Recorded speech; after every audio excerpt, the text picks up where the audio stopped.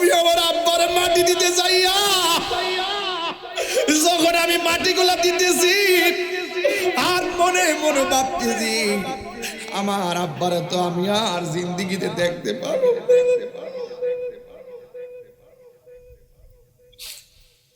আমার আব্বার মাটি দেওয়ার সময় খবর আমি নিজে নামছি, চেহারাটার মধ্যে দাড়ি মুখ বদ্ধ, যখন হাতটা বলেছি আব্বা গো আর বুঝি তোমার দেখতাম।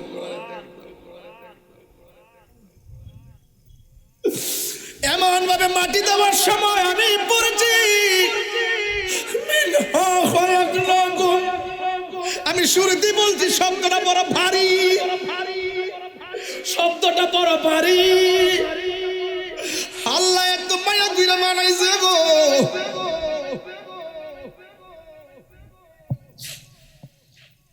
وفيها نعيدكم ومنها نخرجكم تارة أخرى।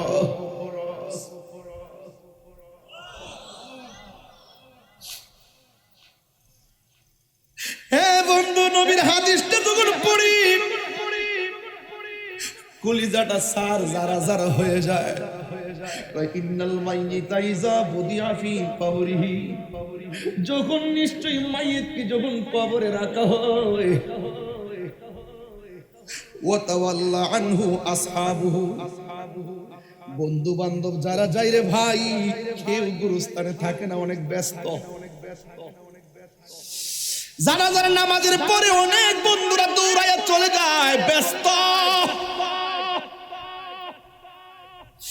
অথচ দুনিয়ায় থাকা অবস্থায় বন্ধুর না দেখলে ভালো লাগে না, মরে যাওয়ার পরে বন্ধু পাশে থাকে না। বন্ধু ভুলে যেও না কখনো, যেখানেই থাকো যেভাবেই থাকো,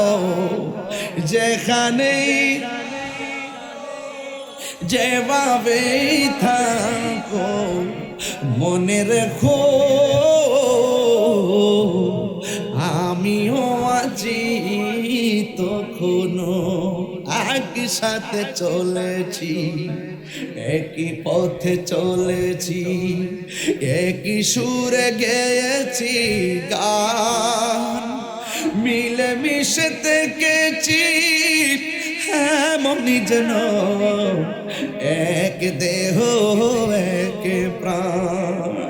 ভাই একটাবার দেখেন তো কত হাজার হাজার মানুষ বাঁশখালীতে আজকে, একটা মানুষ কথা কয় না, একটা মানুষ আওয়াজ করে না, একটা মানুষ কথা কয় না। মরে যাওয়ার পরে আমার বাড়িতে কেউ যাবে না, এটাই রিয়েলিটি, এটাই বাস্তব। একই সাথে চলেছি, ভুলে যাই না ভাই, অন্তত বাড়িতে না যান, দোয়াটা কইরেন, তোর করে দোয়াটাও কইরেন। আর আমি কইয়া দিয়েছি আল্লাহ, জীবনে অনেক মাহফিল করেছি, কত মানুষ আমার মাহফিলে এসেছে, আল্লাহ কে কখন মারা যাব আমি জানি না, তবে হাসরের ময়দানে আরশে আযমের নিচে যেন আমরা সব সুন্নি জনতা একসাথে থাকতে পারি। একই সাথে চলেছি, একই পথে চলেছি, একই সুরে গেয়েছি গান, মিলে মিশে থেকেছি এমনই যেন এক দেহ এক প্রাণ। আজ কত দূরে কেবা কোন শহরে, এই দোস্ত, এই দোস্ত, এই যুবক, একসঙ্গে পড়ছো না? আমার ক্লাসমেট ছিল না? বহুত ক্লাসমেট এখন বিদেশে, বহুত ক্লাসমেট চলে গেছে, বহুত ক্লাসমেট দেশের বিভিন্ন চাকরি। আজ কত দূরে কেবা কোন শহরে আমি আছি, আমি আছি কাছেতে যেন বন্ধু ভুলে যেও না কখনো। জিহাদ HD media, the Islamic content creator. আমি আপনাদেরকে আপনারা দেখেছেন আমাকে বিষয় দেওয়া হয়েছে মৃত্যুর যন্ত্রণা ও কবর হাসরের তাৎপর্য সম্পর্কে আলোচনা করার জন্য। আমি আমার বিষয়বস্তুর উপরে আলোচনা শুরু করার পূর্বে আপনাদেরকে একটি পরামর্শ দিতে চাই। সেই পরামর্শটি হলো, স্বাধীনতার পর এই বাংলাদেশে ধারাবাহিকভাবে আমরা প্রমাণ করতে সক্ষম হয়েছি এই দেশে একমাত্র শান্তিপ্রিয় দল আহলুস সুন্নাত ওয়াল জামাত। বাসকালী মানুষের কানে সেই আওয়াজ পৌঁছেছে কিনা আমি জানি না। আহলুস সুন্নাত ওয়াল জামাত বিগত দিনে ৩-৪ কমিটিতে বিভক্ত ছিল। এখন আহলুস সুন্নাত ওয়াল জামাত আগের চাইতে সীসা ঢালা প্রাচীরের চাইতে শক্তিশালী। আহলুস সুন্নাত ওয়াল জামাত কি এখন ২ না ১? হাত তুলে বলতে হবে ২ না ১। আমার ভাইয়েরা, আপনারা জানেন রাজনৈতিক ভাবে আমাদের মাঝে অনেক ভাগ ছিল। ইদানিং আমরা আহলুস সুন্নাত ওয়াল জামাত রাজনৈতিক ভাবেও সুন্নি জোট নামে আত্মপ্রকাশ করা হয়েছে। কথা বলেন ঠিক কিনা? এই হাজার হাজার মানুষ আপনারা এসেছেন, আমার ভাই লিয়াকত ভাই সুন্নিয়তের সপক্ষে জোরালো বক্তব্য দিয়েছে। আমি আশা করব সুন্নিয়তের হাতকে যদি স্ট্রংলি শক্তিশালী করতে হয়, আমাদের আহলুস সুন্নাত ওয়াল জামাতের রাজনৈতিক যে দলগুলো রয়েছে, ওই রাজনৈতিক দল এলাকা ভিত্তিক প্রত্যেকটা দলের প্রধানকে এই পুষ্টার আওতাভুক্ত করতে হবে। কথা বলেন ঠিক কিনা বলেন? তাহলে আমাদের অংশগ্রহণ আর সুন্দর হবে, আহলুস সুন্নাত ওয়াল জামাতের জায়গাগুলো আরো সুন্দর হবে। কথা বলেন ঠিক কিনা বলেন? আমরা খানকায় বসেও দেশ চালাবো, রাজপথে নেমেও দেশকে মেসেজ দিব, এই দেশে রাষ্ট্রযন্ত্র সুন্নিদেরকে বাদ দিয়ে রাষ্ট্রযন্ত্র কোনো সিদ্ধান্ত নিতে পারবে না। ঠিক কিনা বলেন? সার্বভৌমত্ব সুরক্ষা আমার পরিবার, আমার এক ভাই বক্তব্য দিয়েছেন, আমার কাছে খুব ভালো লাগছেন যে সার্বভৌমত্ব সুরক্ষায় এবং ইসলামের সুরক্ষায় আমাদের সকলকে ঐক্যবদ্ধ থাকতে হবে। দেশদ্রোহী এবং ধর্মদ্রোহী এরা কখনো এই দেশের ভালো চায় না। কথা বলেন ঠিক কিনা বলেন? লিয়াকত ভাই নাকি কোন বক্তব্য দিয়েছিল, যারা মাজার ভাঙবে তাদের বিরুদ্ধে একটা বক্তব্য দিয়েছিল। এটাকে নাকি কেউ অপপ্রচার করেছে। এখানে অপপ্রচারের কি হইল ভাই? আপনার বাবার কবর যদি কেউ এসে আগুন লাগাই দেয়, আপনি কি তাকে ছেড়ে দিবেন? যারা অপপ্রচার করেছেন, আপনার দাদার কবর যদি কেউ পা দিয়ে লাথি মারে, আপনি কি ছেড়ে দিবেন? তিনি তো ভালো কথা বলছেন। এই দেশে ইসলাম আনছেন আল্লাহর ওলিগণ, সেই ওলি আল্লাহর মাজার যখন লাগাতার ভাঙ্গা শুরু করেছে, আজকে লিয়াকত আলীর মতন এমন দায়িত্বহীন দেশপ্রেমিক ওলি প্রেমিক বক্তব্যকারীদের কারণেই মাজার ভাঙতে গিয়ে এখন এক শ্রেণীর মানুষ ১০০ বার চিন্তা করতেছে। এটা দেশ স্থিতিশীল হওয়া ওই মুহূর্তে বক্তব্যটা খুব প্রাসঙ্গিক ছিল। কথা বলেন ঠিক কিনা? আমি তো বলেছি, এখন আমি বক্তব্যের মধ্যে আর প্রতিবাদ করি না। এখন গ্রামে গ্রামে মহল্লায় মহল্লায় মাজার সুরক্ষায় প্রতিরোধ কমিটি গঠন করা হবে। ঠিক কিনা বলেন? ৫-৭-১০ গ্রাম মিলে প্রতিরোধ কমিটি গঠন করবেন, কারণ এই দেশে ইসলাম এনেছেন আল্লাহ ওলিগণ। আজকে আমাকে কবর হাসরের আলোচনা করতে বলেছেন। যারা আখিরাতকে ভয় করে, যারা কবরের জবাবদিহিতার ভয় করে, আল্লাহর হাবিব যেখানে বলছে তোমরা কবর জিয়ারত করো, কবর জিয়ারত করলে দিল নরম হয়, কবর জিয়ারত করলে আখিরাতের কথা স্মরণ হয়, সেই রওজাকে, সেই কবরকে যখন লাথি মেরে ভেঙে দেওয়া হয়, এরা কখনো দেশের সভ্য মুসলমান হতে পারে না।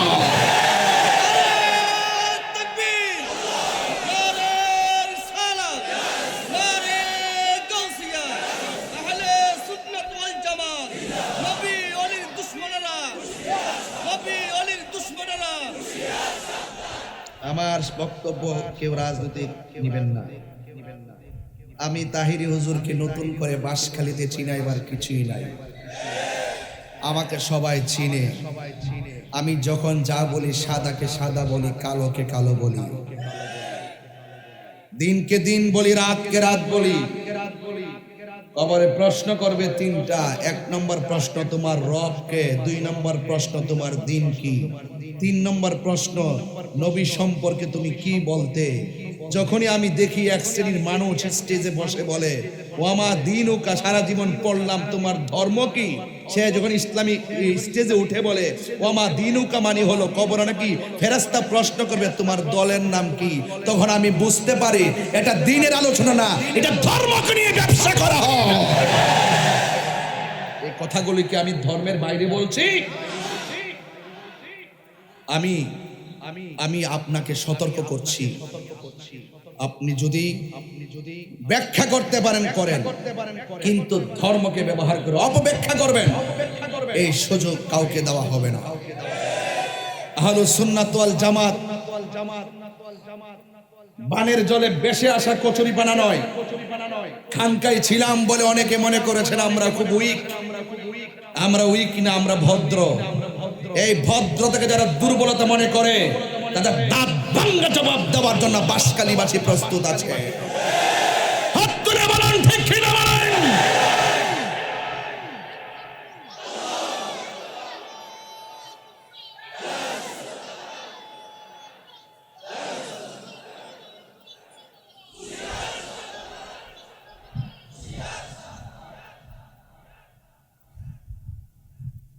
যারা আল্লাহর সঙ্গে নাফরমানি করে, যারা নবীর সঙ্গে নাফরমানি করে, এদের ব্যাপারে হাফেজ আব্দুর রহমান ভাই আমার বাড়িতে গেছিলেন, আরো গেছিল অনেক ছেলেগুলা গেছে, 5 জন গেছিলেন, আপনি গেছিলেন। কষ্ট দিয়েছিলাম বাড়িতে যাওয়ার পর। যাক, আমার কথায় কেউ রাগ করবেন না। বলুন আসল ঘরের নাম কি? যারা আল্লাহর সঙ্গে নাফরমানি করবে, নবীর সঙ্গে নাফরমানি করবে, কোরআনের অপব্যাখ্যা করবে, নিজের ব্যক্তি স্বার্থ হাসিল করার জন্য ইসলামকে জাস্ট সময়ের সাপেক্ষে ইউজ করবে, আবার সুযোগ পেলে যারা ইসলামকে ভুলে যায়, যারা দিনের বেলায় মাথায় পাগড়ি পরে রাস্তার মধ্যে দাঁড়িয়ে নামাজ পড়ে, আর যারা রাতের বেলায় স্বার্থ সিদ্ধি হাসিল করার জন্য বান্ডেল খেয়ে ডলার খেয়ে কালার পাল্টায়, এরা মুসলমান হতে পারে না। আমরা দিনে যেমন রাত্রেও, গত 10 বছর আগে যেমন এখনো, স্বাধীনতার আগে যেমন এখনো, দেশকে যারা ভালোবাসে আমরা তাকে ভালোবাসি, ধর্মকে যারা ভালোবাসে আমরা তাকে ভালোবাসি, যারা আল্লাহর ওলিদেরকে ভালোবাসে আমরা তাদেরকে ভালোবাসি, যারা নবীকে ভালোবাসে আমরা তাদেরকে ভালোবাসি, যারা আখিরাতকে বিশ্বাস করে আমরা তাকে ভালোবাসি, যারা আহলে বাইত রাসূল সাল্লাল্লাহু আলাইহি সাল্লামকে ভালোবাসে আমরা তাকে ভালোবাসি।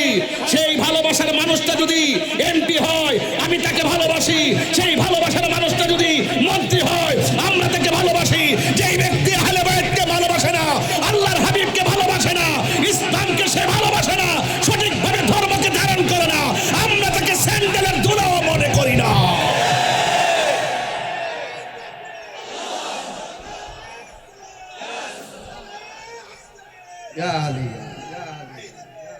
বাবার আমার, এটা আমার কথা না তো। আল্লাহ রাব্বুল আলামিন বলেন লা তুফাত্তাহু লাহুম আবওয়াবুস সামা ওয়া লা ইয়াদখুলুনাল জান্নাতা হাত্তা ইয়ালিজাল জামালু ফি সামিল খিয়াত। কথাগুলো খুব গভীর মনোযোগ করে শুনবেন। শুধুমাত্র আমি যে তাদের ব্যাপারে কঠোর হচ্ছি তা নয়, যারা খোদাদ্রোহী, যারা নবীদ্রোহী, যারা কোরআনদ্রোহী, যারা ইসলামদ্রোহী, অসংখ্য নিয়ামত আসমান বেদ করে আল্লাহর কাছে পৌঁছে যাবে, আর যারা নাফরমান হবে লা তুফাত্তাহু লাহুম আবওয়াবাস সামা, তাদের জন্য আসমানের একটা দরজাও খোলা হবে না। ওয়ালা ইয়াদখুলুনাল জান্নাহ, এরা কখনো জান্নাতের মধ্যে যাবে না। হাত্তা ইয়ালিজাল জামালু ফি সামিল খিয়াত। এই আমার যুবক ভাইরা, ওই যে সুইয়ের ছিদ্র দিয়া যেমন করে উট ঢুকতে পারে না, ওই নাফরমানের দলগুলো কখনো আল্লাহর কাছে পৌঁছতে পারবে না। আমার বন্ধুগণ, শুধুমাত্র তাই নয়, যদি প্রেমিক হতে পারেন, যদি আল্লাহ পাকের দিওয়ানা হতে পারেন, যদি আমার নবীর আশিক হতে পারেন, আর হকের জন্য যদি রাজপথে জীবন দিতে পারেন, আমরা হকের জন্য জীবন দিতে চাই কি চাই না? আরো বড় করে বলো, চাই কি চাই না? হকের জন্য জীবন দিলে কি মরা না জিন্দা? এই আওয়াজে মানি না, জোরে বলেন মরা না জিন্দা। আমার বন্ধুগণ, আল্লাহর হাবিব সাল্লাল্লাহু তাআলা আলাইহি ওয়াসাল্লাম বলেছেন, আশ-শুহাদাউ আলা বারিকি নাহারি বিবাবিল জান্নাহ। আল্লাহর হাবিব সাল্লাল্লাহু আলাইহি সাল্লাম বলেন, শহীদদের রূহ জান্নাতের দরজা সমূহের পাশে পরিচ্ছন্ন নদীর কিনারায় থাকবে। ফি রাউদাতিন খাদরা, ওই দরজার পাশে সুন্দর সবুজ রঙের একটা বাগান থাকবে। ইয়াখরুজু আলাইহিম রিজকুহুম, ও যুবক, আর জান্নাত থেকে ওই সমস্ত প্রেমিকদের জন্য আল্লাহ রাব্বুল আলামিন খাবার পাঠাইয়া দিবেন। এই জন্য সুন্নিরা ঘরে বসে থাকার টাইম নাই, লেখার জবাব লেখায় দিতে হবে, বক্তব্যের জবাব বক্তব্যে দিতে হবে, লাঠির জবাব লাঠিতে দিতে হবে। কথা বলেন ঠিক কিনা? এই মুহূর্তে কেউ যদি আয়েশা বলে নবীর নাম নেওয়া যাবে না, যদি বাঁশখালীবাসীর সঙ্গে যুদ্ধের ঘোষণা করে, আমরা কি মুখে কথা বলবো না লাঠিতে জবাব দিব? রাইট? কেউ যদি আমার নবীরে গালি দেয়, আর যদি আয়েশা বলে খবরদার, এই বাঁশখালী জমিনে আল্লাহর জিকির করা যাবে না, নবীর জিকির করা যাবে না, নবীর দরুদ পড়া যাবে না, এদের সঙ্গে মুখে কথা হবে না, এদের সঙ্গে লড়াই হবে। এই লড়াইয়ে জীবন দিলে সে হয়ে যায় শহীদ, আর বাঁচলে হয়ে যাবে গাজী। আপনারা জবান খুলে বলেন, মরার আগে হকের পথে থেকে মরতে আমরা চাই কি চাই না? আজকের আলোচনাটাকে অন্যদিকে নিবেন না, জবানটা খুলে বলেন, আসল ঘরের নাম কি বিল্ডিং না কবর? মাটির ঘর না পাকা ঘর? আরো বড় করে, মাটির ঘর না পাকা ঘর? এই ঘর এমন ঘর, যেই ঘরে যারা গেছে আর ফিরে আসে নাই। আল্লাহ বলেন, মিনহা খালাকনাকুম ওয়া ফিহা নুঈদুকুম ওয়া মিনহা নুখরিজুকুম তারাতান উখরা। আল্লাহ রাব্বুল আলামিন বলেন, ও বান্দা, আমি আল্লাহ তোর শুরুর মালিক, আমি আল্লাহ তোর শেষের মালিক। কথা বলেন ঠিক কিনা? ইন্নাহু হুয়া ইউবদিউ ওয়া ইউঈদ। আল্লাহ বলেন, ও বান্দা, আমি আল্লাহ তোমাদের শুরুর মালিক, আমি আল্লাহ তোরে শুরু করতে যাই একটা পানির ফোঁটা ওসিলা করলাম, এই পানির ফোঁটাটাকে আমি আল্লাহ রক্তপিণ্ডে করলাম, এই রক্তপিণ্ডটাকে আমি আল্লাহ গোশতের টুকরায় পরিণত করলাম, গোশতের টুকরাটাকে বডিতে পরিণত করলাম। ও যুবকের দল, আল্লাহ কত সুন্দর করে আমারে আপনারে বানাইছে। এরপরে আল্লাহ সতর্ক করে, এই মাটি দিয়েই তোমাকে বানাইলাম, এই মাটিতেই তোমাকে ফিরে দিতে হবে। আপনারা জবান খুলে বলেন, আমাদের আসল ঘরের নাম কি বিল্ডিং না কবর? হাই রে, এলাকার নামটা যেন কি? এলাকার নামটা হলো বাবার আমার উত্তর মিনজিরিতলা। এই এলাকার একটা গরুস্থান আছে, এই গরুস্থানের ভিতরে অনেক মানুষ কবরের মধ্যে এতিম হয়ে পড়ে আছে। আজকে আমরা যারা মাহফিলের মধ্যে বসলাম, আবার একদিন হতে পারে আগামী বছর আসার আগে আমরা কবরেও থাকতে পারি। কথা বলেন ঠিক কিনা? আজকে আজকে হয়তো আপনারা গায়ের জোরে কথা বলতেছেন, ফুলের সৌরভ মানুষের গৌরব চিরদিন থাকে না। এই জন্য দুনিয়াতে এসে মুনাফিকি করা যাবে না, দুনিয়াতে এসে আল্লাহর সঙ্গে নাফরমানি করা যাবে না। আপনি মনে মনে ভাবতেছেন আপনার ঘাটের রোগ হয় নাই, আপনি মনে হয় খুব সবল, আপনি মনে মনে ভাবতেছেন আমি এত নাফরমানি করি আমার তো সর্দিও লাগে নাই। এটা ভুলও ভাববেন না। বলা হয়েছে ইন্নাল্লাহা ইউমাহিলু ওয়া লা ইয়ামহুল, আল্লাহ ছাড় দেয় কিন্তু ছেড়ে দেয় না। আজকে আপনি একটা চাকরি করেন, এই চাকরির ভিতরে আপনি যদি চাকরি করেন, আপনি 10 দিন 15 দিন না গেলে বেতন কেটে দেয়। আল্লাহ তো আপনাকে একটা হাজিরা দিয়েছেন, 5 ওয়াক্ত নামাজের হাজিরা দিয়েছেন। আপনি নামাজ না পড়া রাতের বেলা মোবাইল দেখে দেখে ঘুমান, আল্লাহ ইচ্ছে করলে ঘুমের করে আপনাকে প্যারালাইসিস করে ফেলাইয়া রাখতে পারে। আরো জোরে কোন পারে কি না? এরপর আল্লাহ আপনাকে প্যারালাইসিস করে না। এত খুন করতেছেন কিছুই করে না, এত গুম করতেছেন কিছুই করে না, এত অবাধ্যচরণ করতেছেন আল্লাহ আপনাকে কিছুই করে না। আপনারা জবান খুলে কোন, এই দুনিয়া যদি আল্লাহ আপনাকে ছেড়ে দিয়েছে, হাসরের ময়দানে কি আপনাকে ছেড়ে দিবে? আরো জোরে কোন ছেড়ে দিবে? এই জন্য আমার নবী বলেন আখিরাতের প্রথম মঞ্জিল হলো কবর। কথা বলেন ঠিক কিনা কোন? এই কবর বড় সাংঘাতিক, মরণ যন্ত্রণা বড় কঠিন। শ্বাসটা 2 মিনিট বন্ধ করলে বোঝা যায় শ্বাসের দাম কত।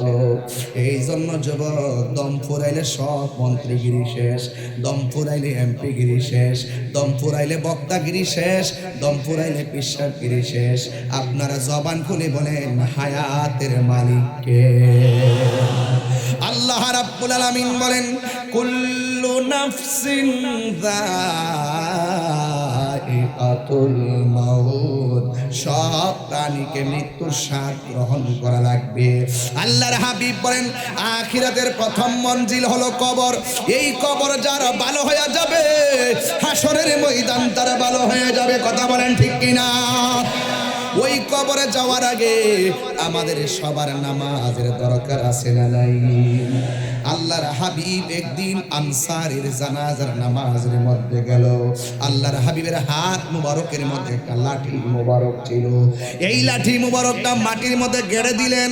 সাহাবায়ে কেরাম আল্লাহর হাবিবকে সুন্দর করে ঘাও করলেন, এমন ভাবে পাখির ডানার মতো, এমন ভাবে সাহাবায়ে কেরাম পিছনে সবাই দাঁড়ায় গেলেন। আল্লাহর হাবিব বলে সাহাবীরা রে, কবরের আযাব থেকে তোমরা পানা চাও। সাহাবায়ে কেরাম কবরের আযাব থেকে পানা চাইলেন। আল্লাহর হাবিব সাল্লাল্লাহু আলাইহি ওয়াসাল্লাম ওই জায়গার মধ্যে দাঁড়াইয়া দোয়া করলেন। এ বন্ধুগণ, আমার নবী আপনার নবী বলেন ঈমানদারের কাছে যখন আজরাইল আসবে, ঈমানদারের কাছে আজরাইল এসে সালাম দিয়ে ঘরের ভিতরে ঢুকবে। এই বাঁশকালীর জমিনে আজরাইল আসছে কি আসে নাই? আরো বড় কোন আসে কি আসে নাই?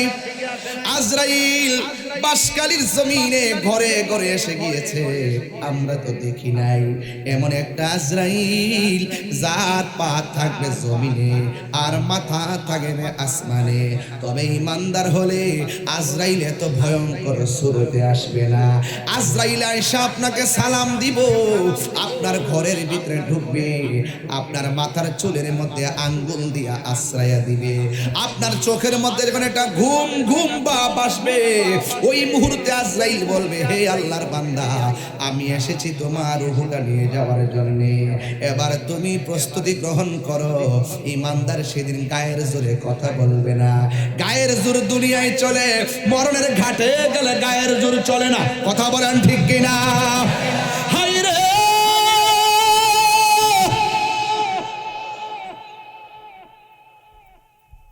ঈমানদার আরে গায়ের জোর দুনিয়ায় চালানো চাই, কবরে গেলে দাজ্জালের সামনে, দুনিয়ায় থাকা অবস্থায় দাজ্জালের সামনে, আর কবরে গেলে মুনকার নাকিরের সামনে কোনো বাহাদুরি চলবে না। এই 3টা ঘাটে বাহাদুরি হবে ঈমানের বাহাদুরি।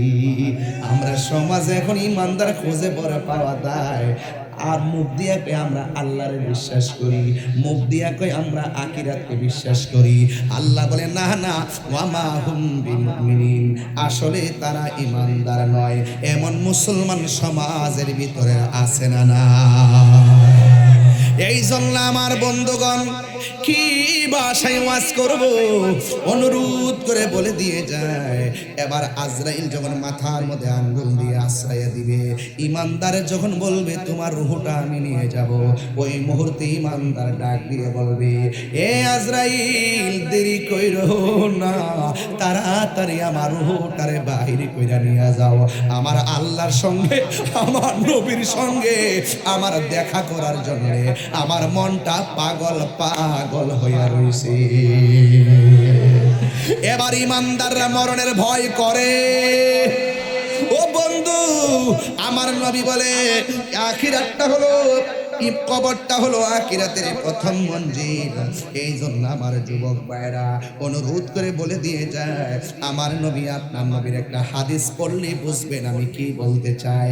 ওই কবরের ভিতরে ডাইনে মাটি আছে, বামে মাটি আছে, সামনে মাটি আছে, পিছনে মাটি আছে।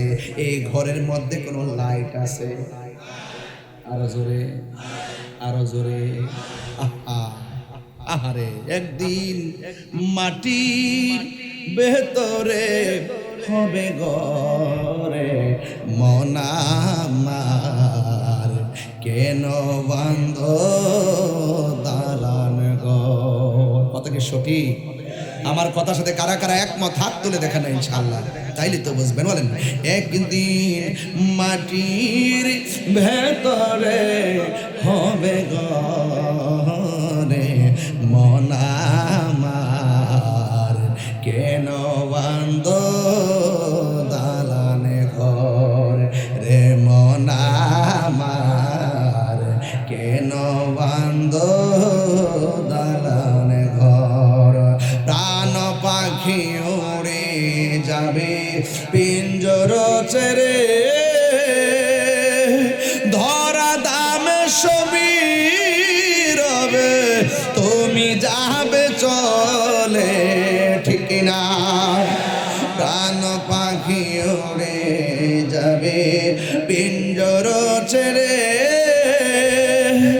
ধরা দামে সবই রবে, তুমি যাবে চলে। বন্ধু বান্ধব যত, মাতা পিতা তারা শত, বন্ধু বান্ধব যত, মাতা পিতা তারা শত, হয়ে যাবে সবই তোমার পরে মন আমার, কেন বান্ধ দালান ঘর। একদিন এ হবে ঘরে মন আমার, কেন বান্ধ দালান ঘর রে মন আমার, কেন বান্ধ দালান ঘর। বিল্ডিং খবরে যাইবনি। আমি একটু নরম ভাষায় ওয়াজ করতেছি, কষ্ট হইতেছে। বাড়ির ঘুম বুঝে আপনারা ডাকতেছে, ঘুমাইবেন তো ঘুমাইবেন। একদিন এমন একটা ঘরে যায় আজীবন মাটির বিছানায় পড়বেন।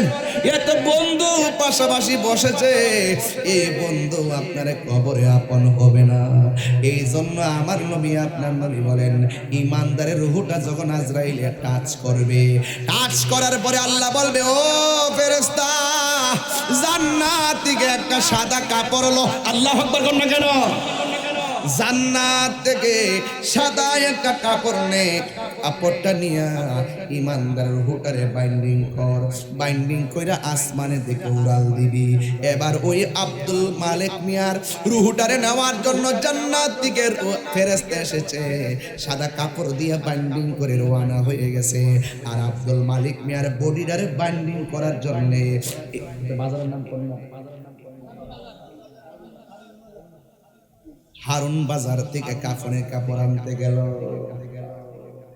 বডিটারে বাইন্ডিং করবে হারুন বাজারের সাদা কাপড়, আর আব্দুল মালিকের রূহটারে বাইন্ডিং করবে জান্নাতের কাপড়। সুবহানাল্লাহ কর না কেন? তাহলে আব্দুল মালিকের দাম কি বাড়লো না কমলো? দুনিয়ার মানুষ বুঝে না, ইমানদার হলে তারে আমার আল্লাহ বড় ভালোবাসে। আল্লাহ কয়ে আল্লাহু ওয়ালিয়ুল্লাযীনা আমানু ইউখরিজুহুম মিনাজ যুলুমাতি ইলান নূর। আল্লাহু আকবার। এবার আমার যুবক ভাইয়েরা, ইমানদারের রূহটাকে এইভাবে আসমানের দিকে উড়াল দিয়ে নিয়ে যাবে। আর এই দিক দিয়ে আব্দুল মালিকের বডিটারে বাইন্ডিং করার জন্য হারুন বাজারে সাদা কাপড় আছে না নাই? পুরুষের কাপড় কয়টা? আর বড় করে কয়টা? আমরা এমন মুসলমান হয়েছি, কাফনের কাপড় কেমনে কাটতে হয় আমরা শিখতে পারলাম না। জীবনে নিজের কাপড় এত মাপ দিলাম, জীবনের শেষ কাপড়ের মাপ কেমনে করতে হয় জানলাম না। আমরা দুনিয়াতে বসবাস করলাম, মৃত্যু মানুষটারে কেমনে গোসল দিতে হয় নিয়মটাও জানলাম না। এই কথা কোন ঠিক কিনা কোন? আমার বন্ধু করে বলি, এবার আমার আল্লাহর ফেরেশতারা তার বাইন্ডিং করে রুহুটারে নিয়ে যাবে। এবার প্রথম আকাশের মধ্যে যখন যাবে, এই রুহু থেকে একটা মেশকে আম্বরের গ্রাম বের হবে। জিজ্ঞাসা করা হবে, ফেরেশতা তোমার হাতের মধ্যে কি? ফেরেশতা বলবে এটা এমক গ্রামের এমক মিয়ার ছেলের রুহু। ফেরেশতা সাথে সাথে সালাম দিবে। প্রথম আকাশ, দ্বিতীয় আকাশ, তৃতীয় আকাশ, চতুর্থ আকাশ, পঞ্চম আকাশ, সপ্তম আকাশ, 7টা আসমানে যাওয়ার পর 7টা আসমানের ফেরেশতারা রুহুটারে সালাম দেয়। এরপর আল্লাহ ডাক দিয়ে বলবে, হ্যাঁ ফেরেশতারা আর সামনে যাস না, আমি আল্লাহ আমার প্রেমিক বান্দার রুহুটা রাখার জন্য একটা বাড়ি বানাইয়া দিব। ওই বাড়ির নাম হলো ইল্লিন। আল্লাহু আকবার। এত সুন্দর বাড়ি আল্লাহ বানায়া দিবে। আর এই দিক দিয়ে আব্দুল মালিক মেয়ের বডিটারে রুহ বাইন্ডিং করবে কোন বাজারের কাপড় দিয়া? আরে হারুন বাজার আছে না নাই? হারুন বাজার থেকে সুন্দর করে বাইন্ডিং কইরা 3টা কাপড় দিয়া বাইন্ডিং করার আগে মসজিদের পালকি আসবে, আসবে কি আসবে না? আর জোরে কোন আসবে কি আসবে না? এমন ভাবে মসজিদের একদম বাস্তব কথা বলছি, যা আপনার জন্য রেডি, যা আপনার জন্য রেডি, যা আমার জন্য রেডি। মসজিদের খাট ঘরে আসার আগে সোজা হয়ে যান। মসজিদের খাট আসবে, কসকু সাবান দিয়ে গোসল করাবে, বড়ই পাতার গরম জল দিয়ে তার বেশি গরমও দিবে না, বেশি ঠান্ডাও দিবে না। এমন মায়ার বান্দারে গোসল করাইব। আমার নবী, আপনার নবী বলেন, একটা মানুষ মারা যাওয়ার পরে ব্যথা পায় এমন কাজ করা যাবে না। লাস্টে গোসল করলে মায়া করে গোসল করাইবা, লামাইতে গেলে মায়া করে বানাইবা। একটা টুকা দিয়ে ব্যথা দেওয়ার কত নবী বলে নাই। আমি বড় কষ্ট পাইছি গত 1 মাস আগে, যখন দেখলাম কবর থেকে লাশ তুললা গায়ের মধ্যে আগুন ধরাইয়া দিছে। কথা বলেন ঠিক কিনা?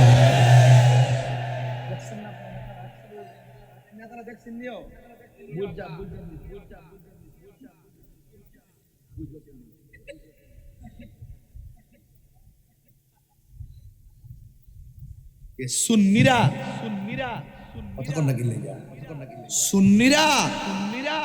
দলিলের বাইরে কথা বলে না। হাত তুলে বলেন না কেন? হাত তুলে বলেন না কেন? সুন্নিরাকে দলিলের বাইরে কথা বলে? বর্বর জাতি হিসাবে আমরা লজ্জিত হয়েছি। কথা বলেন ঠিক কিনা বলেন? এদের আচরণের কারণে আমরা লজ্জিত হয়েছি, মুখ দেখাতে পারি নাই। ভাগ্য বলে যে আমরা প্রতিবাদ করেছি, আমরা নিন্দা জানিয়েছি, আমরা ঘৃণা জানিয়েছি। একটা মানুষ দুনিয়ায় থাকা অবস্থায় অন্যায় করলে দেশে আইন আছে, আইন আদালত আছে। একটা মানুষ মারা যাওয়ার পরে তুমি তার বিচার করে অধিকার রাখো না, তার বিচার আমরা আল্লাহ করবে। কথা বলেন ঠিক কিনা?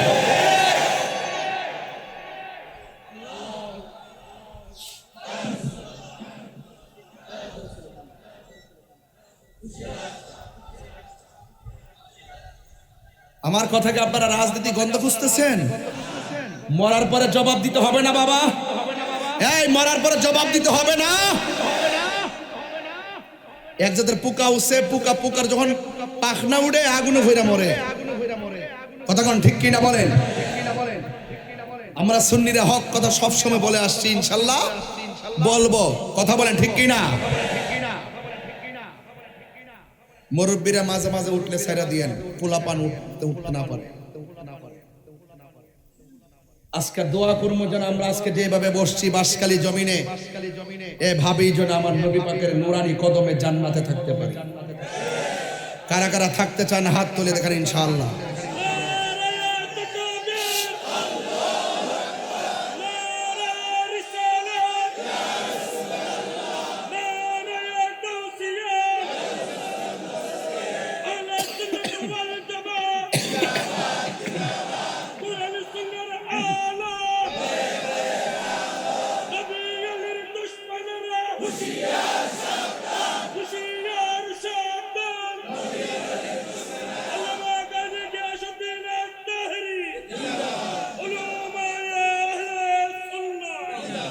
মাশাআল্লাহ মাশাআল্লাহ, আলহামদুলিল্লাহ বলেন না কেন? আর বড় করে আলহামদুলিল্লাহ বলেন। আব্দুল মালিক মেয়ের কাফনের কাপড়টা আসবে কোন বাজার থেকে? আর ওই রুহুটা চলে গেছে জায়গা মতো। আমারে গোসল দেওয়ায় আব্দুল মালিক মেয়ের গোসল দেওয়ায়া তিনটা বাদন দিয়া মায়া কইরা খাটের মধ্যে শোয়ায়া জানাজার মাঠে নিয়ে যাবে। জানাজার ময়দানে যাওয়ার পরে একজন মানুষ এইভাবে দাঁড়াবে, ধরেন না কষ্ট দেন না, কষ্ট দেন না, এই মারহাবা কোন না গেলে মারহাবা কোন না গেলে আর পড়া ধরে কেন আল্লাহু আকবার। একজন মানুষ তারাই বলবে মরহুমের লাশ আমার চাচা। দুনিয়াতে চলাফেরা করতে যায় যদি আপনাদের মনে কোনো কষ্ট দিয়া থাকে আল্লাহ রাস্তা maaf করে দিবেন। ঠিক ঠিক, আমি কি মিথ্যা কথা বলতেছি? এবং যদি কোনো পাওনা দাওনা থাকেন, ওই কুমিল্লার ভাইরা পুলিশ ভাইরা সবাই থাকেন, আপনার দরকার আছে। ভালো মানুষ, আমরা দেশের মানুষ ভালো, আমাদের এলাকার রান্নাও ভালো। মারহাবা জোরে কয়নি কয়নি। আরেকটা কি কয়? যদি কোনো পাওনা দাওনা থাকেন, লেনদেন থাকে, আমি আছি, আমার ভাইরা আছে, আমরা সবাই মিলে ঋণ পরিশোধ করব। এইভাবে দেয়। তো আমার কত হলো কি জানেন?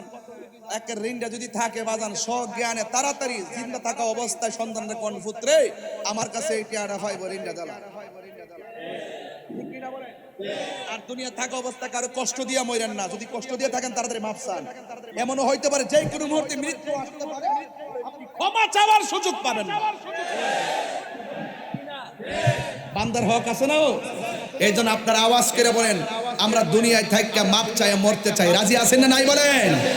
হারিয়ে যাব একদিন আমি, রব নাই ভুবন চিরদিন।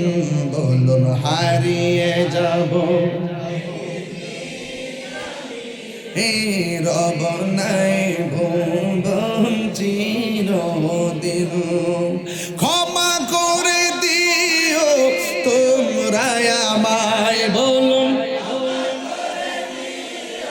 তোমরা আমায়, ভুল করে তাকি যদি কোনো দিন হারিয়ে হারব নাই ভুবন চিরদিন। বাসে বাগানে বা গোরস্থানে হয়তো দিবে মোরে কবর। একটু দাদার কথা খেয়াল করেন, মার কথা খেয়াল করেন। এই মুহূর্তে আমি আমার আব্বার কথা খেয়াল করতেছি, কারণ আব্বাকে যেখানে দাফন করছি গোড়ার মধ্যে একটা বাঁশের জার। বাসে বাগানে বা গোরস্থানে হয়তো দিবে মোরে কবর। তোমরা আমায় যাবে ভুলে, রাখবে না জানি কোন খবর। পড়বে কি মনে আমার কথা, ফেলবে কি অশ্রু কোনো দিন হারিয়ে যাব হারব নাই ভুবন চিরদিন। বলুন হারিয়ে যাব একদিন আমি, রব নাই ভুবন। এ ভাইরা বাপ মার চেহারা খেয়াল করে পড়ে না। ক্ষমা করে দিও তোমরা আমায়, বলো রায়ামাই, ভুল করি তাকি কোনো দিন হারিয়ে যাব রবনে ভুবন চিরদিন বলুন হারিয়ে রবনে ভুবন চিরদিন জুরি জুরি কি আল্লাহু আকবার বলা যাবে না? ও বাঁশখালীর বাবা রে, কি ভাষায় ওয়াজ করতাম রে বাবা, কবর আমরা ডাকতেছে, কথা কোন ঠিক কিনা? দাড়িগুলা বুঝি পাইকা গেছে, আর মাথার চুলগুলো বুঝি পেকে গেছে। এই কথা ভাইব না, দাড়ি পাকছে বইলা মরণ আসবে। অনেক যুবক দেখা যায় দাড়ি উঠার আগে রাস্তায় মরে পড়ে থাকে, কথা বলেন ঠিক কিনা? জবান খুলি বলুন হায়াতের মালিককে। এই জন্য আমাকে আপনাকে জানাজার নামাজ দিয়ে কবরে নিয়ে যাওয়া হবে। ওই কবরে নেওয়া যাওয়ার পর কাদের মধ্যে করে আসল বাড়িতে নিয়ে যাবে। ও বন্ধুরে, বন্ধুরে, ও বাবা, কবরের মধ্যে নামানোর সময় 2-3 জন কবরে নাইমা লাশটারে মায়া কইরা নামাইব। মায়া কইরা নামাইয়া এবার যখন তোমার মাথার উপরে বডির উপরে সুন্দর করে বাঁশগুলা বিছাইয়া দিব, আর যখন চাটাই গোলা বিছাইয়া দিয়া একটা দোয়া কইরা হুজুর দোয়া কইরা মাটি দেয়, মিনহা খলাকনাকুম ওয়া ফিহা নুঈদুকুম ওয়া মিনহা।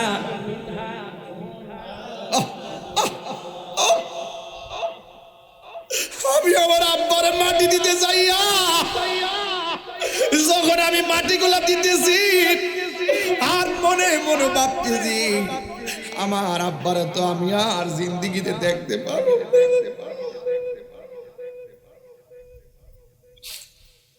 আমার আব্বার মাটি দেওয়ার সময় খবর আমি নিজে নামছি,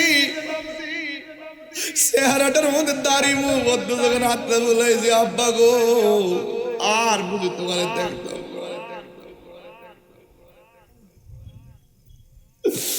এমন ভাবে মাটি দেওয়ার সময় আমি পড়েছি, আমি শুরুতে বলছি শব্দটা বড় ভারী, শব্দটা বড় ভারী। আল্লাহ এত মায়া কইরা বানাইছে গো।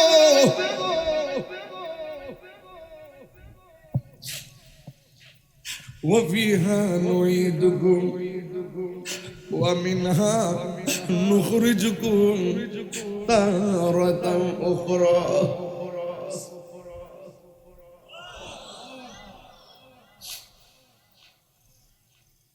হে বন্ধু, নবীর হাদিসটা যখন পড়ি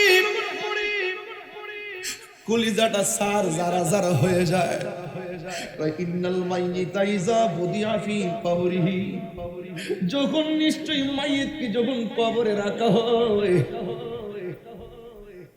ওয়া তাওয়াল্লা আনহু আসহাবুহু, বন্ধু বান্ধব যারা যায় রে ভাই, কেউ গুরুস্থানে থাকে না, অনেক ব্যস্ত। জানাজার নামাজের পরে অনেক বন্ধুরা দৌড়াইয়া চলে যায়, ব্যস্ত।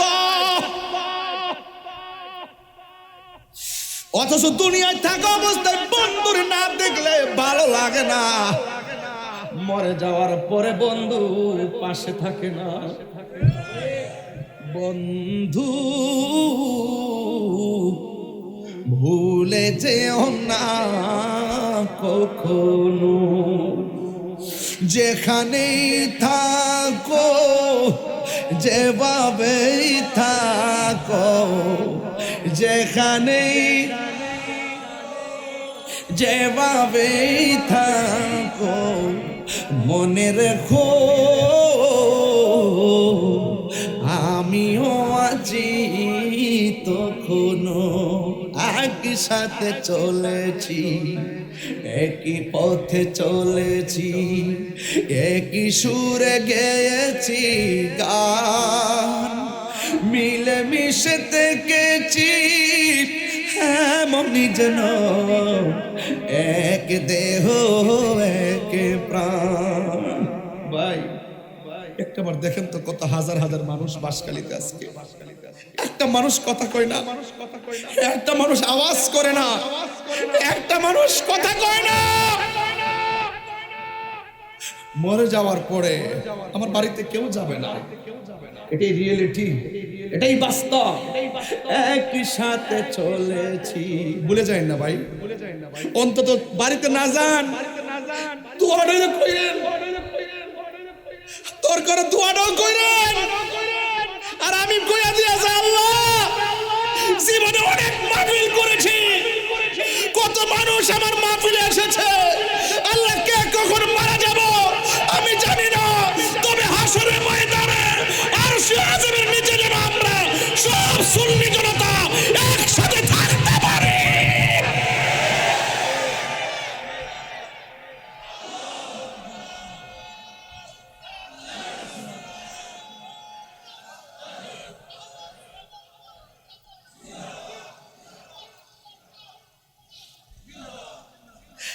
একই সাথে চলেছি, একই পথে চলেছি, একই সুরে গেয়েছি গান, মিলে মিশে দেখেছি এমনই যেন এক দেহ এক প্রাণ। আজ কত দূরে, খেবা কোন শহরে, এই দোস্ত, এই দোস্ত, এই যুবক, একসঙ্গে পড়ছো না? আমার ক্লাসমেট ছিল না? বহুত ক্লাসমেট এখন বিদেশে, বহুত ক্লাসমেট চলে গেছে, বহুত ক্লাসমেট দেশের বিভিন্ন চাকরি।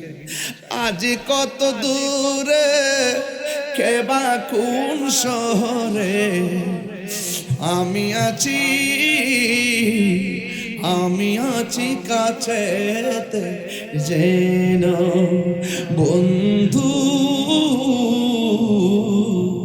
ভুলে যেও না কখনো।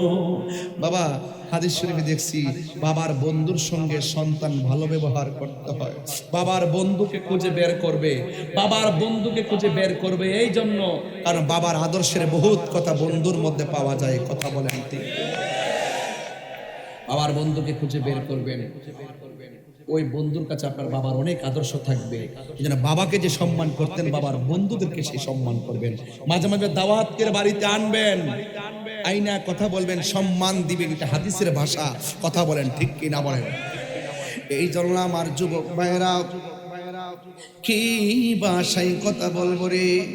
বলা হচ্ছে ওয়াতাওয়াল্লা আনহু আসহাবুহু, ওই আপনজনরা লাশটারে কবরে রাইখা সুন্দর করে চলে আসবে। ইন্নাহু লা ইয়াসমাউ আন করাআনি আলিহিম, এবং কবরের ভিতরে বন্ধুরে যে আপনি রাখবেন, আপনি যে আসতেছেন, আপনার পায়ের আওয়াজ কবর পাশে শুনতে পারবে। আতাহুম মালাকানে, এরপরে দুইজন ফেরেশতা কবরের মধ্যে আসবে। পায়া কৌদানহি, ওই কবর ভিতরে আইসা কবর বাসিরে উঠায়া বসাবে। ও বন্ধুরি, ওই সময়টা কেমন হবে রে, যখন ফেরেশতা তোমারে কবরে উঠায়া বসাবে। একটা সেলাই সারা কাপড়ের কাপড় পইরা কবরে থাকবেন। ডানে মাটি থাকবে, বামে মাটি থাকবে, সামনে মাটি, পিছনে মাটি থাকবে, লাইট নাই, বাতি নাই। বলা হচ্ছে পায়া কৌদানহি, ও বন্ধু, কবরবাসীদের যখন উঠায়া বসাবে, উঠায়া বসার পরে কি বলবে জানেননি? পায়া কুলানে লাহু, ওই দুইজন ব্যক্তি কবরবাসীকে বলবে, মা কুনতা তাকুলু ফি হাজার রাজুল মুহাম্মদ। ওই কবরের ভিতরে মাইয়াতকে দুইজন ফেরেশতা বলবে, নবী সম্পর্কে তুমি দুনিয়াতে কি বলতে? ফা আম্মাল মুমিন, যদি কবরবাসীটা মুমিন হয়, ফায়াকুল, সে বলবে আশহাদু আন্নাহু আব্দুল্লাহি ওয়া রাসূলুহু। ওই লোকটা বলবে, আমি সাক্ষ্য দিচ্ছি তিনি হলো আল্লাহর বন্ধু এবং আল্লাহর রাসূল। এরপরে কি হবে জানেন? এরপর কল ফায়াকুলু উনজুর ইলা মা, ফায়াকুল ফাউনজুর ইলা মাকাদিকা মিনান নার। ও কবরবাসী, তুমি জবাব দিয়েছো, তোমার সামনে থেকে একটু সামনে তাকাও, সামনে তাকায় দেখবে জাহান্নামের আগুন ধাউ ধাউ করে জ্বলতেছে। এবার কবরবাসী বলবে, ও ফেরেশতারা, আমি তো জবাব দিয়েছি, আমি তো নবীকে চিনেছি, তাইলে আমার সামনে কেন জাহান্নামের আগুন তুলে ধরলেন? এবার কয়, তোমাকে দেখাচ্ছি, উত্তর না দিলে কি অবস্থা হইতো, এই জন্য আগুনটা আগে দেখাইলাম। আবদালাকাল্লাহু বিহি মাকআদাম মিনাল জান্নাহ। তুমি কবরে সুন্দর জবাব দেওয়ার কারণে আমার আল্লাহ ওই জাহান্নামের আগুন বদল কইরা আমার আল্লাহ তোমার জন্য জান্নাতের বাগান বানায়া দিছে। চিৎকার মেরে কি আল্লাহু আকবার বলা যাবে না? ও বন্ধুরি, এরপরে আমার নবী বলেন, আর কবরবাসী যদি আম্মাল কাফের ওয়াল মুনাফিক, ওই কবরবাসী যদি মুনাফিক হয়, আমার সমাজের ভিতরে মুনাফিক আছে না নাই? আর আসতে হইল কেন বাবা? আর বড় কেন আছে না নাই? মুনাফিকরা কথা বললে কি বলে? মিথ্যা বলে। মুনাফিকরা কথা বললে কি বলে? এবং ওয়াদা করলে ভঙ্গ করে, ওয়াদা করলে এবং আমানত রাখলে। এমন প্রকৃতির মানুষ সমাজে আছে না নাই? কথা বললেই মিথ্যা বলে, কথা বললেই মিথ্যা বলে। আপনার সামনে এসে আপনার কথা, আরেকজনের কাছে গেলে আরেকজনের কথা। এই সমস্ত মুনাফিকদের কারণে সমাজে অরাজকতা সৃষ্টি হয়। কথা বলেন ঠিক না বেঠে? এই মুনাফিকরা কি জান্নাতের ভিতরে থাকবে নাকি জাহান্নামের নিচে থাকবে? তো আমরা কি জান্নাত চাই না জাহান্নাম চাই? আল্লাহর হাবিব সাল্লাল্লাহু আলাইহি সাল্লাম বলেন, একদিন আমার নবী দুইটা কবরের পাশ দিয়ে হেঁটে যায়। রাসূল দেখছেন কবরে আযাব হচ্ছে। আল্লাহর হাবিব কবরে গাছ লাগিয়ে দিলেন। সংক্ষেপ বলছি, রাসূল বলেন বেশি কোনো কারণে কবরে আযাব হচ্ছে না, দুইটা কারণে কবরে আযাব হচ্ছে। এক নম্বরে এই কবরের মানুষটা চুগলখুরি করত। এই চুগলখুর তো মনে হয় আপনাদের এলাকায় নাই, আছে কিনা বলেন? এই চুগলখুরদের কারণে অনেক সংসারে বিয়া ভেঙে যায়। বিয়ে করে না, বিয়া ভেঙে যায়। এই চুগলখুরদেরকে চেনা বড় কঠিন। নির্বাচন করতেন না, দেখবেন মুনাফিক আর চুগলখুর কত প্রকার ও কি কি। দিনের বেলা আপনার থেকে খাইবো, রাত্রে বেলা আরেকজন থেকে খাইবো, বুটের দিন ঘুমাই থাকবো, এর জন্য ওটা খাওয়ান জায়েজ করবো। এমন মুনাফিক আছে না নাই বলেন? এই মুনাফিকদের কাছ থেকে আমাদেরকে দূরে থাকতে হবে। কথা বলেন ঠিক কিনা বলেন? এই জন্য আমার ভাইয়েরা, রাসূল বলেন এই কবরের মানুষটা চুগলখুরি করত, আর ওই কবরের মানুষটা প্রস্রাব করে পবিত্রতা অর্জন করত না। আমি আমার যুবকদেরকে বলবো, প্রস্রাব করে ঢিলাকুলুক নেবেন, পবিত্র থাকবেন, আর আল্লাহর কাছে বলবেন, আল্লাহ যেই দিন আমাকে মরণ দিবেন, আমাকে আপনি পবিত্র অবস্থায় মরণ দিয়েন। আল্লাহকে বলবেন, আল্লাহ যেই দিন আমাকে মরণ দিবেন, আমাকে নামাজ অবস্থায় মরণ দিবেন। এমন মরণ হলে লাভ আছে না নাই?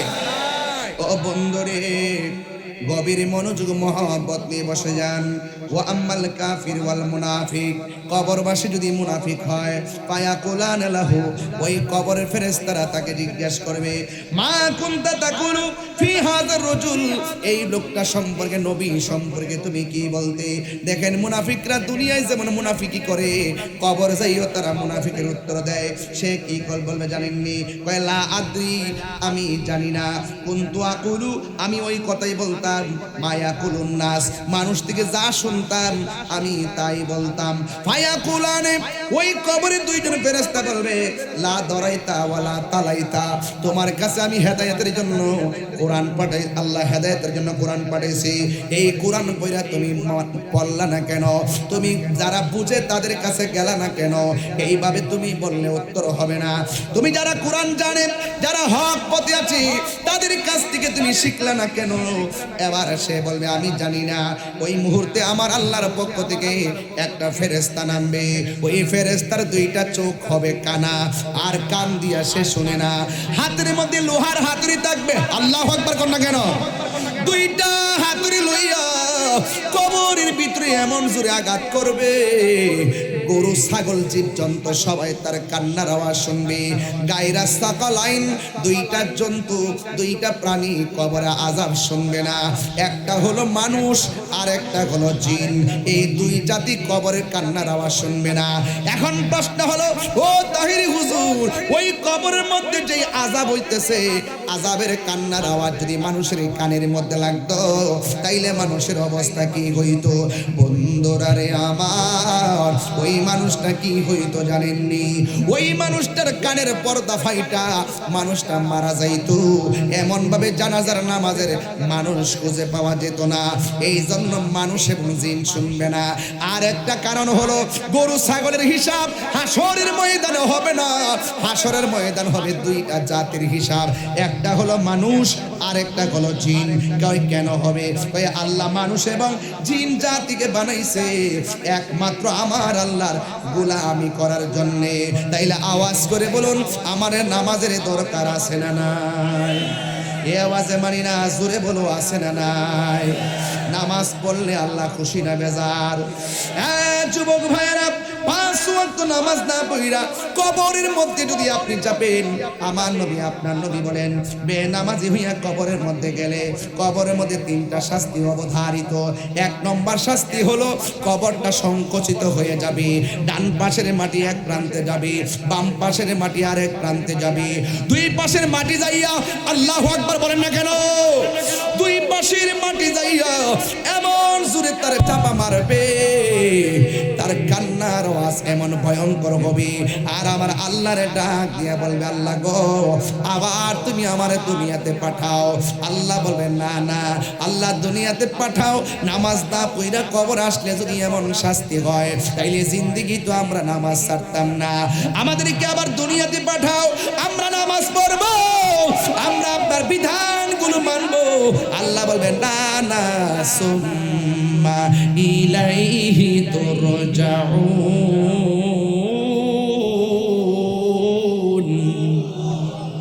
না না, এই দুনিয়াতে আর ফিরে যাওয়া যাবে না। এই জন্য যুবক ভাইয়ের আমার, কয়দিন কবরে থাকবো আমরা জানি না। এখন তো কবরটা বড় স্বাভাবিক মনে হয়। আজকে থেকে 300 বছর আগে যারা কবরের মধ্যে পড়ে আছে তারা জানে কেমনে দিন যাইতেছি। আজকে থেকে 600 বছর আগে যারা কবরে শুয়ে আছে হাড্ডি পর্যন্ত নাই। ওই দিন আমি হাদিস শরীফে দেখলাম, একটা মানুষ মারা যাওয়ার পরে সর্বপ্রথম তার নাকের গোড়াটা পচে যায়। এই নাক দিয়া পেটের ভিতরে পোকাগুলা বের হয়ে আগের চেহারায় আঘাত করে। 2 নম্বর কি হয়? 2 নম্বর, 1 নম্বর তার এই নাকটা পচে যায়। 2 নম্বর তার হাতের নখগুলো খুলে পড়ে যায়। 3 নম্বরে তার চোখের মধ্যে অ্যাটাক করে। 4 নম্বরে তার পেটের মধ্যে আঘাত করে। 5 নম্বরে তার হাড্ডি থেকে গোশতগুলো আলাদা হয়। 60 বছর পর্যন্ত হাড্ডিগুলা মাটির মধ্যে পড়ে থাকে। 60 বছর পরে মাটিতে পোকাগুলা পর্যন্ত হাড্ডিগুলা খেয়ে ফেলে। এই জন্য আপনার আমার ইতিহাস 60 বছর পরে মাটিতে দেহ মাটিতে শেষ। কিন্তু যদিও শেষ হয়ে যায়, কিন্তু আমার আল্লাহ একদিন আপনাকে কবর থেকে উঠাবে। একদিন আপনাকে কবর থেকে উঠাইয়া এমন একটা ময়দানে নিয়ে যাবে, যেই ময়দানের নাম হলো হাসরের ময়দান। যেহেতু আমাকে বিষয় দিয়েছেন, আমাকে বিষয় থাকতে হয়। এই জন্য আমার নবী বলেন, ইউহশারুন নাসু ইয়াউমাল কিয়ামাতি আলা আরদিন। এমন একটা সময় আসবে মানুষগুলাকে কবর থেকে উঠাইয়া একটা ময়দানে নেওয়া হবে, যেই ময়দানের নাম হলো হাসরের ময়দান। একত্রিত করা হবে। হাসর মানে হলো একত্রিত করা। ইউহশারুন নাসু ইয়াউমাল কিয়ামাতি আলা আরদিন। কিয়ামতের দিন মানুষকে একত্রিত করা হবে। বাইদা আফরা। ওই মাঠটা কেমন হবে জানেননি? সারা জীবন আমি ওয়াজ করেছি, মাঠটা হবে তামার মাঠ। তামার মাঠ হবে। হাদিসের ভাষায় পাইলাম বাইদা আফরা। এর মাঠটা হবে পুরা মাটির মাঠ, একদম পুরা মাটি। কাকুরসাতিন নাকি। এই মাঠটা এমন একটা মাঠ হবে যেই মাঠের মধ্যে কোনো গাছ থাকবে না, যেই গাছের যেন উদ্ভিদ থাকবে না, উদ্ভিদবিহীন একটা মাঠ হবে। ভাই কি হবে? লাইসা ফিহা আলামুল লিহাদিন। এমন একটা মাঠ হবে যেই মাঠটা সবাই মেনে নিতে বাধ্য। সেই দিন আল্লাহর রহমতি কুদরতি ছায়া বিনে কোনো ছায়া থাকবে না। আয়েশা সিদ্দিকা বলতেছেন, আমি আমার নবীর জবান মোবারক থেকে বলতে শুনেছি, ইউহশারুন নাসু ইয়াউমাল কিয়ামাতি।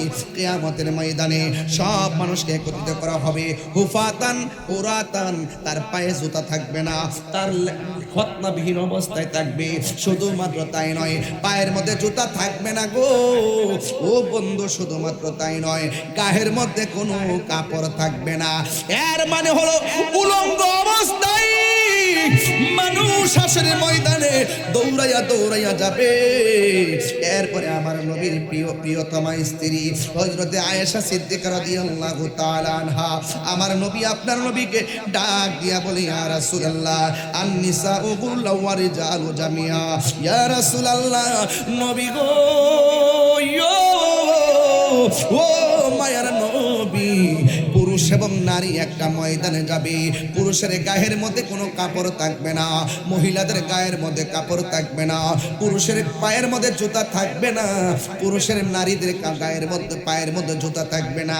ইয়া রাসূলুল্লাহ ইয়ানজুরু বা'দুহুম ইলা বা'দিন। আল্লাহু আকবার কথা বলেন। ইয়ানজুরু বা'দুহুম ইলা বা'দিন। ও নবী, এমন একটা মাঠ হবে পুরুষের গায়ে কাপড় থাকবে না, মহিলাদের গায়েও কাপড় থাকবে না, একজন তো আরেকজনকে দেখতে পালাইবে।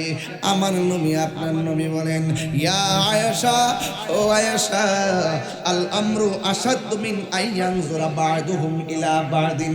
আয়েশা রে, এই মাঠটা এমন একটা মাঠ হবে, ইয়া আয়েশা, আল আমরু আসাদ্দু, এত কঠিন হবে সেই নির্দেশনা, মিন আইয়ানজুরা বা'দুহুম ইলা বা'দিন, একটা নজরের জন্য আল্লান গাই ইজান আইয়ানজুরা, কখনোই না, নাওয়াসাবালিল মুজাররদ, কখনোই না। মুফি তাকিদ বলান্দার ফিল মুস্তাকবিল মারুফ, ভবিষ্যতে কোনো কাজ না হওয়ার দৃঢ়তা বোঝায়। এই আশা আইয়ানজুরা, কখনোই না, কখনোই না। একজন আরেকজনের দিকে তাকাবে,